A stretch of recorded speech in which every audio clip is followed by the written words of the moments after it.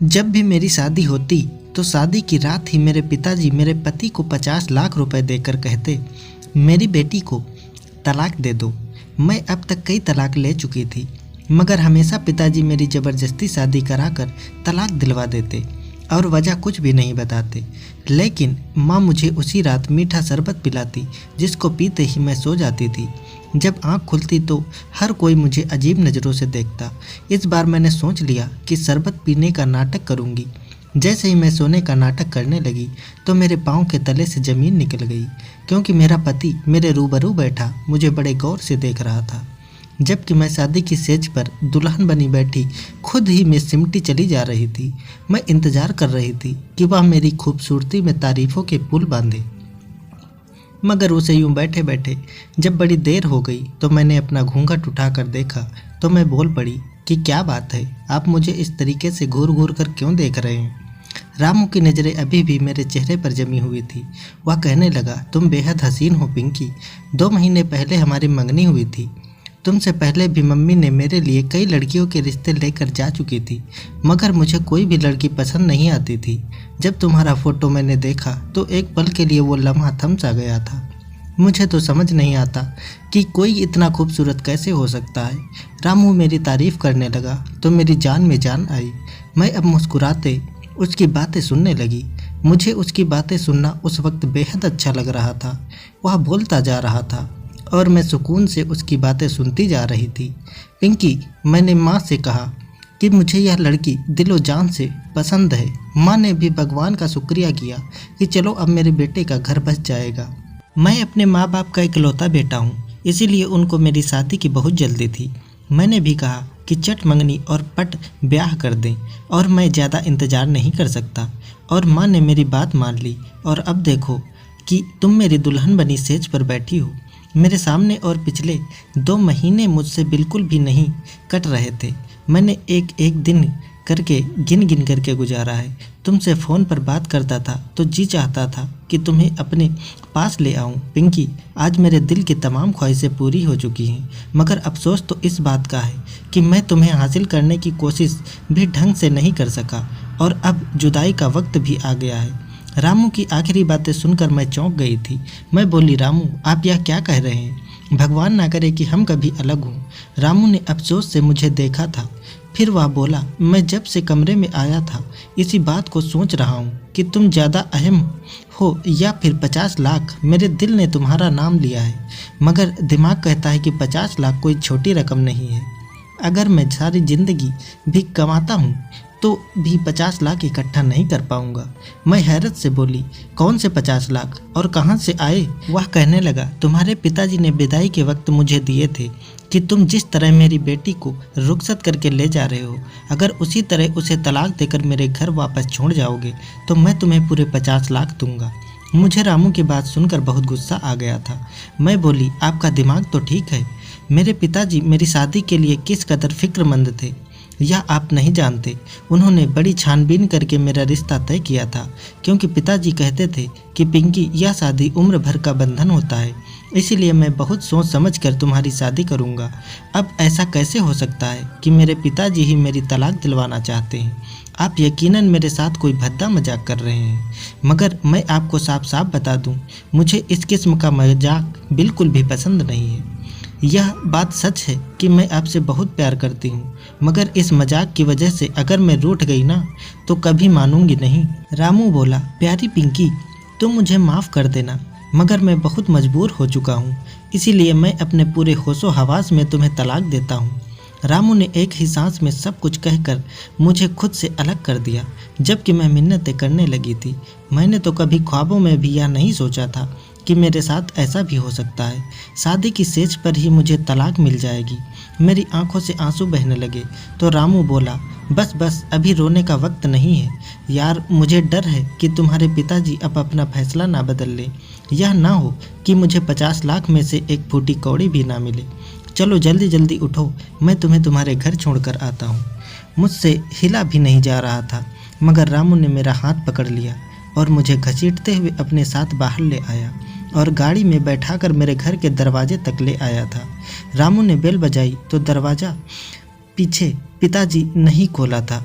पिताजी की तरफ देखकर रामू बोला, यह ले अंकल आपकी अमानत, अब मुझे मेरी रकम दे दें ताकि मैं चला जाऊं। मेरी आंखों के सामने मेरे पिताजी ने रामू को नोटों से भरा हुआ एक बैग दे दिया था। रामू वापस चला गया तो पिताजी मेरा हाथ थामकर मुझे घर के अंदर ले आए थे। उन्होंने मुझे सोफे पर बैठाया और मेरा हाथ थामकर कहने लगे कि भगवान का लाख लाख शुक्र है, उसने तुम्हारी ज़िंदगी तबाह होने से बचा ली। मैं अब फूट फूट कर रोने लगी थी। मैं बोली, पिताजी मुझे बताइए, यह आपने मेरे साथ क्या किया है? आपने मुझे रुसवा क्यों कर दिया है? मैंने तो सुना था कि पिता अपनी बेटियों के घर बसाने की खातिर बहुत कुछ कर जाते हैं, मगर आपने तो मेरे पति को ही 50 लाख देकर मेरी तलाक करवा दी। मैं अब तलाक का ठप्पा माथे पर सजाकर कहाँ फिरूंगी? रोते रोते मेरी हिचकी बंध गई थी। इतनी देर में माँ मेरे लिए मीठा शरबत ले आई थी। माँ मुझसे कहने लगी, मेरी बेटी यह शरबत पी लो। मैं चीख पड़ी थी। मैं बोली, माँ मेरा घर उजड़ रहा है, मैं शादी की पहली रात ही तलाक लेकर घर वापस आ चुकी हूँ। इन सब के पीछे कोई और नहीं बल्कि मेरा सगा बाप है। ऐसे में आप मुझे दिलासा देने के बजाय, अपने पति का गिरेबान पकड़ने के बजाय मेरे लिए शरबत ले आई हैं। मुझे बताएं, क्या यहाँ पर कोई मजाक हो रहा है? माँ ने मेरे दोनों हाथ थाम लिए थे, जबकि पिताजी बोले, पिंकी जब तुम्हारे फेरे हो चुके थे रामू के साथ, उस वक्त एक रिश्तेदार ने मेरे कान में आकर मुझे बताया था कि रामू और उसके घर वाले फ्रॉड हैं। रवि तुमसे पहले भी कई लड़कियों से शादी कर चुका है।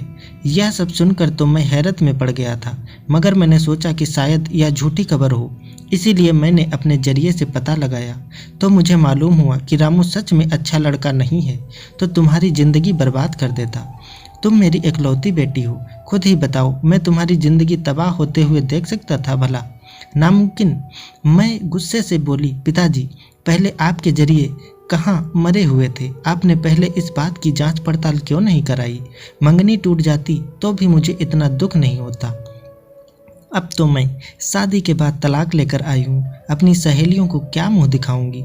लोग तो मेरा मजाक उड़ाएंगे ना। पिताजी बोलिए, लोगों की खातिर मैं तुम्हारी ज़िंदगी बर्बाद होने देता क्या?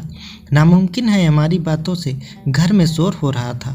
वह सुनकर मेहमान घर के बरामदे में आ गए थे। वह तो यह नज़ारा देखकर हैरान रह गए थे। माँ ने जल्दी जल्दी से मुझे शरबत पिला दिया था।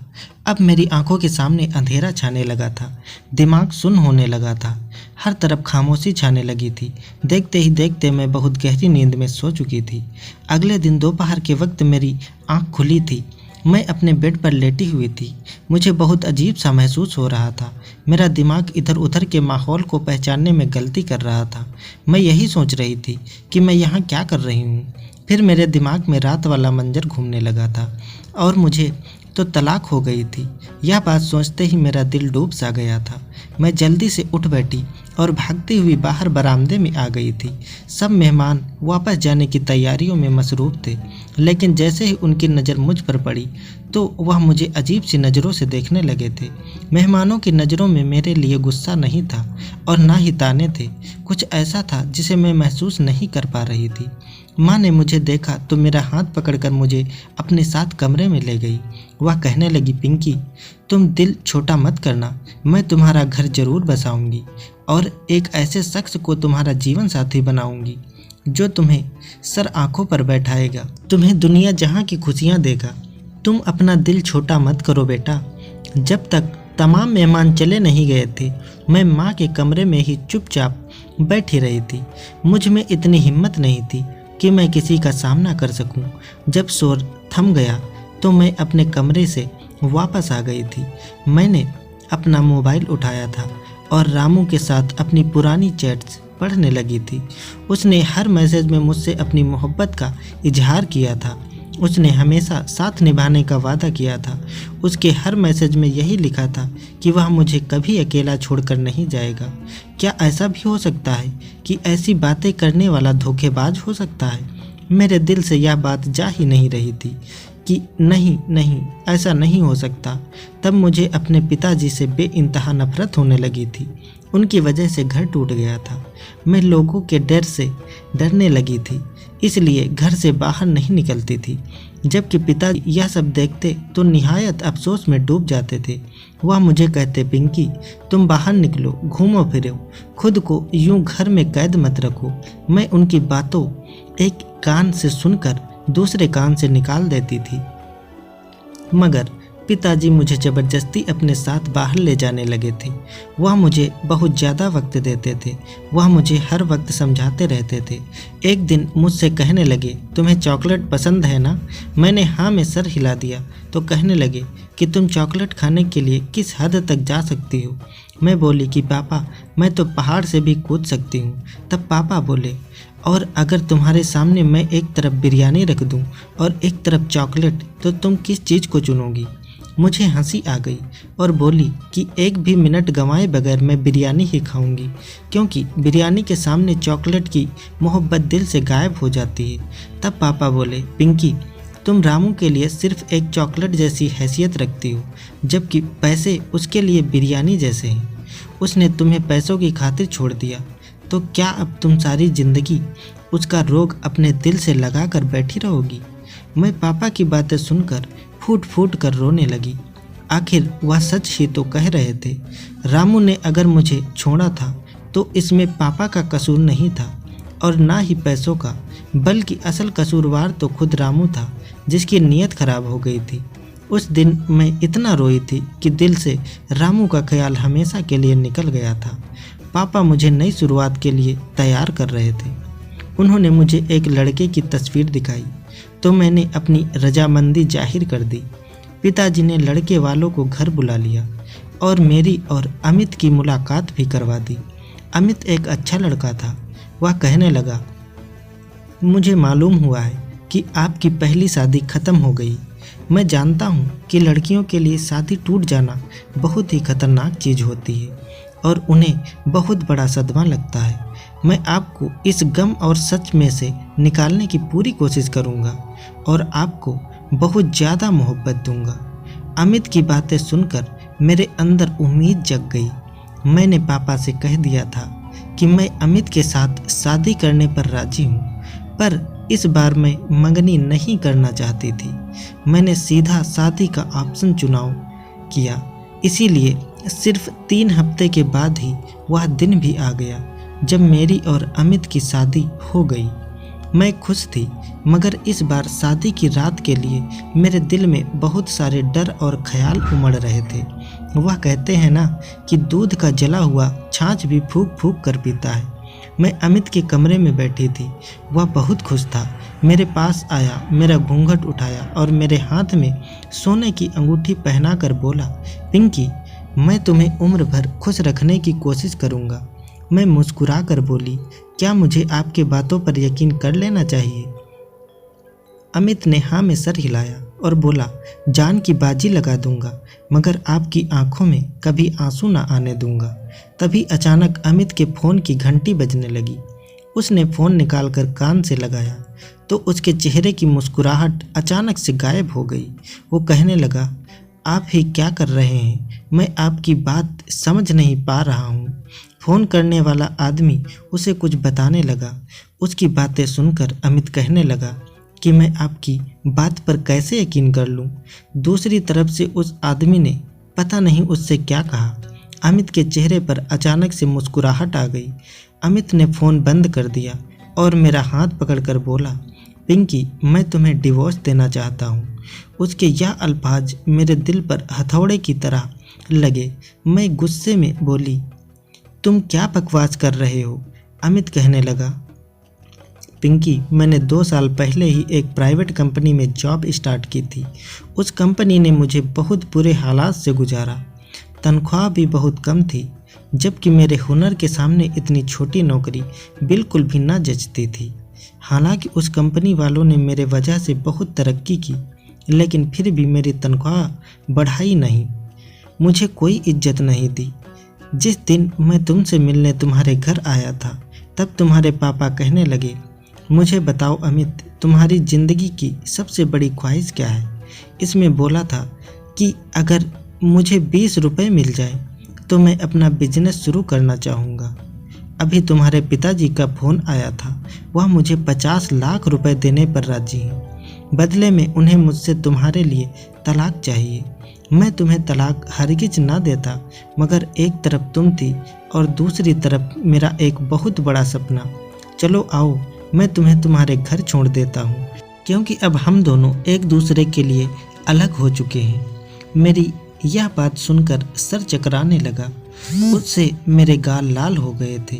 मैं दहाड़ कर बोली, नहीं जाना मुझे तुम्हारे साथ, मैं खुद चली जाऊंगी। अमित मुस्कुरा कर बोला, यार मेरी मजबूरी है कि तुम्हारे पापा ने मुझसे कहा है कि अगर तुम मेरी बेटी को छोड़ने आए तभी तुम्हें पैसे दूंगा। इसलिए अगर मुझे तुम्हारे साथ ज़बरदस्ती भी करना पड़े तो मैं उससे पीछे नहीं हटूंगा। मैंने सर हिला दिया था।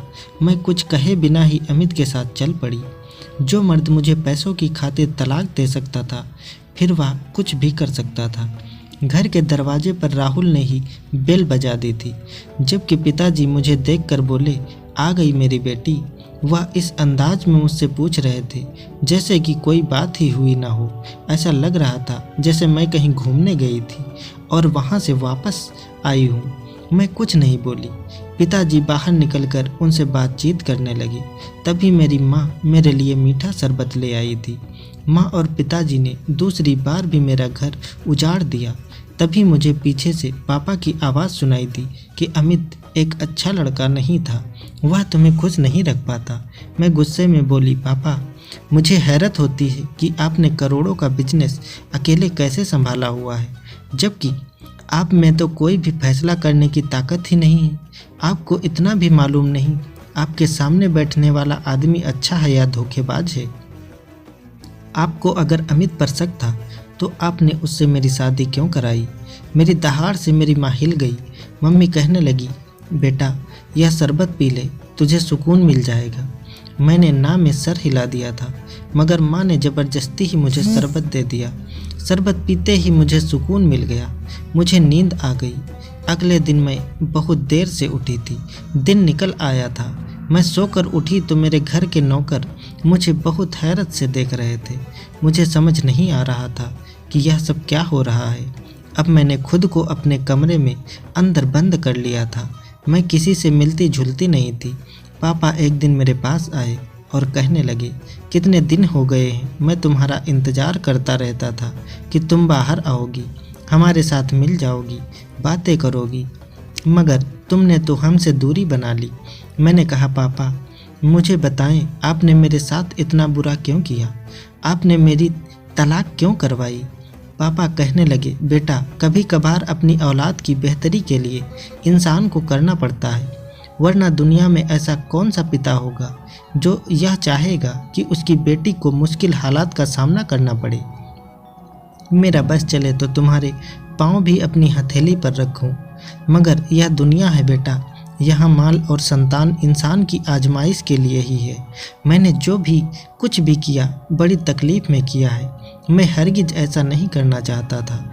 मैंने सर हिला दिया और बोली, पिताजी आखिरी बार था, मैं अब आपको और अपने एहसास और जज्बात के साथ खेलने की इजाज़त नहीं दूंगी। पिताजी बोले, हाँ हाँ बिल्कुल वैसा ही होगा जैसा तुम कहोगी। उस दिन के बाद मैं पिताजी और माँ के साथ बैठने लग गई। मेरे दिल में बहुत से सवाल थे। पिताजी मुझे तलाक क्यों दिलवाते थे? क्या मेरे दोनों पति ही बुरे थे? अगर बुरे ही थे तो पिताजी को इनके बारे में पहले से क्यों नहीं पता चलता था? शादी की रात क्या कोई उन मुखबिर आकर उनको बताता था कि तुम्हारी बेटी का पति अच्छा नहीं है, उसे तलाक दिलवा दो? चलो यह भी मान लिया कि पिताजी को पता चल जाता था, फिर वह 50 लाख की रकम देकर ही मुझे तलाक क्यों दिलवाते थे? मैं अभी उन्हीं सवाल आपके जवाब ढूंढ नहीं पाई थी कि पिताजी ने मुझसे कह दिया कि वह मेरी तीसरी शादी कराना चाहते हैं। मैं तो पिताजी की बात सुनकर ही आपे से बाहर हो गई थी। मैं बोली, नहीं नहीं पिताजी, अब बस हो गई है। मैं आपको अपनी ज़िंदगी के साथ खिलवाड़ करने की इजाज़त नहीं दूंगी। पिताजी बोले, बेटा अब की बार मैंने तुम्हारे लिए बहुत अच्छा लड़का ढूंढा है। मैं बोली, पिताजी अगर मेरे लिए लड़का आसमान से भी उतर आए ना, तो भी मैं तीसरी शादी के लिए हाँ नहीं करूँगी। पिताजी ने मेरे सामने हाथ जोड़ दिए और फूट फूट कर रोने लगे थे। वह बोले, मैं जब जब तुम्हें उदास देखता हूँ तो मेरा दिल के टुकड़े हो जाते हैं। मेरी बेटी, मुझे माफ़ कर दो। मैं अगर तुम्हें यूं ही उदास देखता रहा तो अपनी जान से हाथ धो बैठूंगा। मैं तो पिताजी की बात सुनकर ही घबरा गई थी। इस हद तक जा भी सकते थे क्या? मैं बोली, पिताजी आप मुझे मजबूर ना करें। पिताजी के आंसू थमने का नाम नहीं ले रहे थे, इसीलिए मैंने उनकी बात मान ली थी। मैं तीसरी शादी के लिए तैयार हो चुकी थी, मगर मैं इस बार ना तो मेरा दिल ना ही मेरा दिमाग इस बात की इजाज़त दे रहा था कि मुझे तीसरी शादी करनी चाहिए। बस एक मजबूरी थी जो मुझे निभानी पड़ रही थी। मेरी तीसरी शादी की रात भी मेरी दूसरी दोनों शादियों की तरह ही गुजरी थी। मेरे तीसरे पति ने भी मेरे बाप के कहने में आकर मुझे तलाक दे दी थी। मैं गम और गुस्से से पागल हो गई थी। मुझे समझ ही नहीं आ रहा था कि क्या करूं और क्या ना करूं। दिल चाहता था कि पूरी दुनिया को आग लगा दूं और अपने बाप के घर से भाग जाऊं। मेरा तीसरा पति भी मुझे मेरे पिताजी के घर छोड़कर चला गया था। अब मुझे अपने पिताजी से नफरत हो गई थी। पिताजी अगर यह सब कर रहे थे तो माँ उन्हें क्यों नहीं रोकती थी और वह मेरे लिए मीठा शरबत लेकर हाजिर हो जाया करती थी। 1 महीना ही सुकून से गुजरा होगा कि पिताजी ने फिर से मेरी शादी की राह लगा दी। वो कहने लगे, मेरी प्यारी बेटी, मैं तुम्हारा घर बसाना चाहता हूँ। मैं गुस्से से बोली, मैं आपके मुंह से दोबारा यह अल्फाज नहीं सुनना चाहती। तो पिताजी कहने लगे, ठीक है, अगर मेरी बेटी का घर नहीं बस सकता तो मेरा घर भी क्यों बसे। मैं तुम्हारी माँ को तलाक देकर उसको खुद से अलग कर दूंगा। मैं पिताजी की और बड़ी हैरत से देख रही थी। क्या यह उनकी मोहब्बत थी मेरे लिए, या फिर वह मुझे ब्लैकमेल कर रहे थे? मगर क्यों अब मेरे होशो हवास पर सवार हो गया था। इसका जवाब मुझे चाहिए ही चाहिए था। इसीलिए मैं बोली, पिताजी ठीक है, मैं शादी करने को तैयार हूँ। पिताजी ने मेरे लिए लड़का तो पहले ही ढूंढ रखा था, बस मेरी तरफ से इजाज़त मिलने की ही देर थी। मेरी शादी कर दी गई थी। मैंने लड़के की सिर्फ तस्वीर देखी थी। पिताजी कह रहे थे कि शादी से पहले एक बार मिल लो, मगर मैंने इनकार कर दिया था क्योंकि मैं जानती थी कि इस शादी का अंजाम भी तलाक पर ही होना था। खैर, तय किए गए मुहूर्त पर मेरी शादी हो गई और मैं अपने चौथे पति के सेज पर बैठी थी। विशाल मेरे पास आया तो कहने लगा, पिंकी, मैं यह नहीं पूछूंगा कि तुम्हारी 3 तलाक क्यों हुई है। मैंने तुम्हें दिलो जान से अपनी ज़िंदगी में शामिल कर लिया है। मैं मुस्कुरा कर बोली, तुम फिक्र मत करो, तुम्हें थोड़ी ही देर में पता चल जाएगा कि मुझे 3 बार तलाक क्यों हुई थी। वह हैरत से मुझे देखता रहा और फिर हमारे कमरे के दरवाजे पर दस्तक हुई थी। विशाल ने ही उठकर दरवाज़ा खोला था। वह बाहर निकल गया था, जबकि मैं धड़कते दिल पर काबू पाकर उसका इंतज़ार कर रही थी कि ना जाने अब क्या होगा। तब विशाल कमरे में आया और कहने लगा, पिंकी, तुम्हारे पापा ने एक आदमी भेजा था। वह कह रहे थे कि मैं तुम्हें तलाक दे दूं तो वह मुझे 50 लाख रुपए देंगे, मगर मैं अपनी बीवी को अपनी इज्जत समझता हूँ और पैसों के लालच में तलाक नहीं दे सकता। यह बात मेरी गैरत के खिलाफ है। मैं बड़ी हैरत से अपने पति को देख रही थी। क्या मर्द ऐसे भी होते हैं जो अपने शब्दों पर जमे रहे, जिनको पैसे का लालच तोड़ ना सके? मैं विशाल को आजमाने की खातिर बोली, विशाल, मेरी पहली भी तलाक इसी वजह से हुई है। मेरे पति मुझे पैसे की खातिर छोड़ जाया करते थे। आप क्यों इतनी अच्छी डील अपने हाथ से गंवा रहे हैं? वह मुस्कुरा कर बोला, जिंदगी में पैसा ही सब कुछ नहीं होता, पैसा हाथों का मैल होता है। मेरे माँ बाप और मेरी बीवी ही मेरी पूरी दुनिया है ना कि पैसा।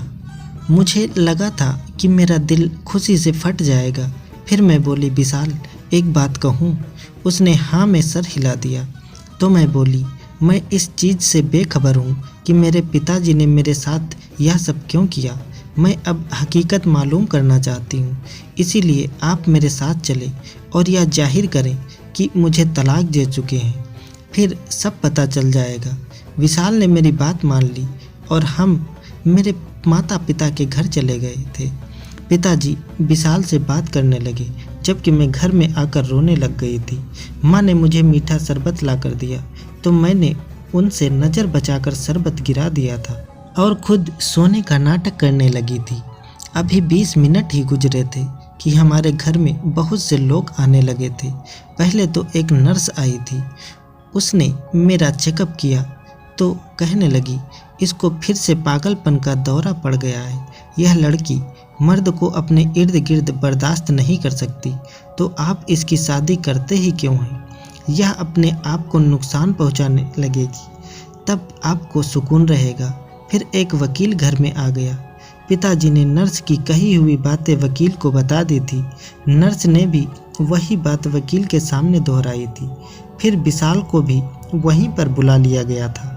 वह कहने लगा, वकील साहब, मैं जैसे ही कमरे में पहुंचा, मेरी बीवी ने मुझ पर हमला कर दिया और मुझे मारने पीटने लगी। फिर बोली, तलाक दे दो, नहीं तो अपनी जान ले लूँगी। इसीलिए मैंने तलाक दे दी। ऐसा मुझे पिंकी के पिताजी ने कहने को कहा था, मगर मैंने ऐसा नहीं किया। मेरी पत्नी बिल्कुल ठीक ठाक है। मैं भी उठ बैठी थी और वकील साहब से बोली, यह सब मेरे खिलाफ साजिश है। मेरे पिताजी ने 3 बार मुझे तलाक दिलवाई है।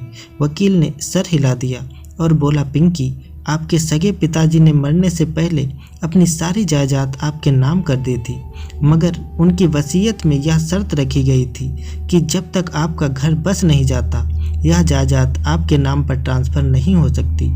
आपका सौतेला बाप शायद इसीलिए यह खेल खेल रहा होगा। वह हर बार आपको तलाक दिलवाकर मुझे बुला लेता था और कहता था कि मेरी बेटी घर बसाने के काबिल नहीं है, उसके साथ जाति मसला है, और फिर ऐसा ही बयान उसका पति भी दे जाता था। मैं हक्का बक्का रह गई थी। क्या सच में यह इंसान जिसको मैंने सारी जिंदगी पिताजी की तरह चाहा, वह तो मेरा बाप था ही नहीं। मैं बोली, माँ, अगर यह शख्स मेरा सगा बाप नहीं था तो क्या हुआ? आप तो मेरी सगी माँ थी ना। फिर आपने यह सब क्यों किया? विशाल कहने लगा, मैं बताता हूँ। तुम्हारी माँ ने तुम्हारे पिताजी के साथ रहते हुए इस शख्स के साथ मोहब्बत की नज़दीकियाँ बढ़ा ली थी और फिर उसके साथ घर से भागकर डाइवर्स ले ली थी। तुम्हारे सगे बाप इसी सदमे में चल बसे थे, इसीलिए उन्होंने ऐसी वसीयत की थी कि तुम्हारी माँ की आंखों से शायद अभी तक इस शख्स की मोहब्बत की पट्टी नहीं उतरी, जो यह तुम्हारे साथ यह सब करने से बाज नहीं आई। मैं फूट फूट कर रोने लगी थी। आज मैं भरी दुनिया में तहनहा रह गई थी। विशाल ने ही मुझे सहारा दिया था। मैंने अपने माता पिता के खिलाफ धोखाधड़ी का केस दर्ज करा दिया था। उनको पुलिस पकड़ कर ले गई थी।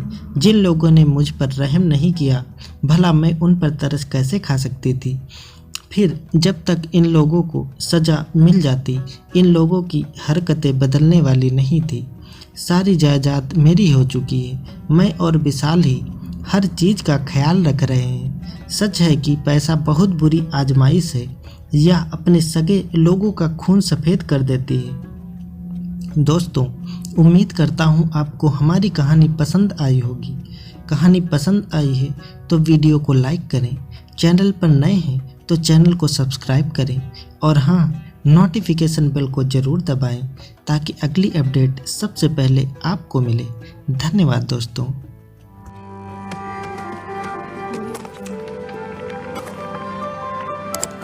Subscribe now and press the bell icon.